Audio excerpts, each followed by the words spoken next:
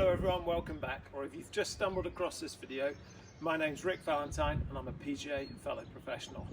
We're still in lockdown, so I thought I'd bring you another video here from the garden. And if you find it helpful, please like and subscribe to the channel, it really helps. Today we're going to look at uphill and downhill lies, what we have to change in our setup and why we have to do this to get the best ball flight possible. Let's have a look. So let's start with the uphill lie. There's three key things we need to concentrate on when we've got an uphill or a downhill lie.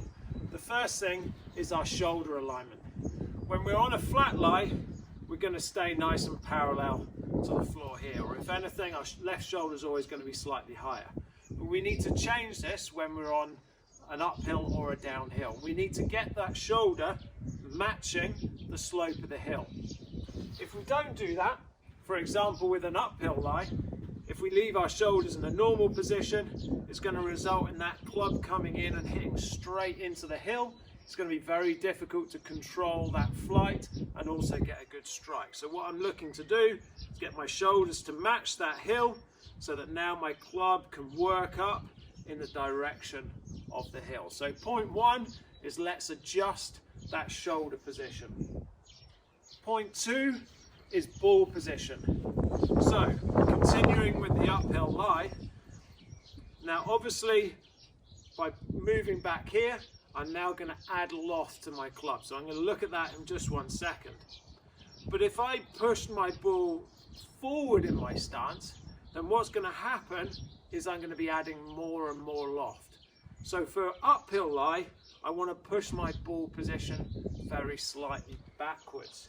So if we look at this, with the help of this little gadget here, pop that on. Whoops. So as I address my ball for an uphill lie, as I change my shoulder alignment, you can see how that adjusts the loft. But also, as the loft goes up, it starts to point further left. So by pushing the ball back in my stance, it not only controls the loft a bit better, but it also straightens up that position there. So we want shoulders in line with the hill, parallel to the hill. We want ball position slightly back, which is going to help control that flight, plus also direction. So if we now look at the downhill lie. So if we start looking at the downhill lie, again, I want to match my shoulders with the hill so that I can get that club working down. So now we start thinking about ball position. Now a downhill lie, we're going to have the opposite problem with loft. We're now going to be taking loft off the club. And if I push the ball back in my stance, I'm going to take even more loft off that club. So it's going to be very difficult for me to get that shot airborne. So what I'm going to do is I'm going to bring that ball position back to center, if not very slightly forward in my stance. I'm then going to try and chase that club down the hill to get good strike, and it's not going to take too much loft off the ball. So we're going to be able to get that up in the air.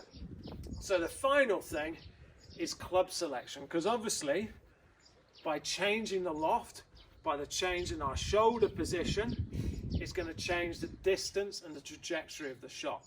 So obviously on a downhill lie, where I'm taking loft off the club, I'm going to have to take more loft.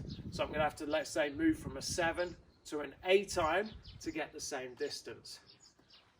Vice versa, when I'm on an uphill slope, I'm adding loft to my club. I'm now going to have to take less loft. So I'm going to have to move from, let's say, a 7 iron to a 6 iron to be able to get that same distance. So there's a number of points there. Let's go and try and hit a couple, finding some uphill and downhill lies. So let's try an uphill shot. So let's remember, uphill, we're adding loft to the club. So first of all, we're going to adjust our shoulder position parallel to the hill. I'm now going to move that ball position slightly back in my stance so that I'm taking a little bit of loft off, but it's also not going to end up to the left hand side. So let's get the shoulders right, back and through. So now we're moving into the downhill lie. Again, I'm going to get my shoulders in line with the hill. We've got a pretty steep hill here. Get my shoulders in line with the hill. And what we can see, if that ball position got back, I'm just going to hit it straight down into the ground. So I'm going to put that ball position forward, get my shoulders in line with the hill, swing back and through. Good luck with that. Let me know how you get on.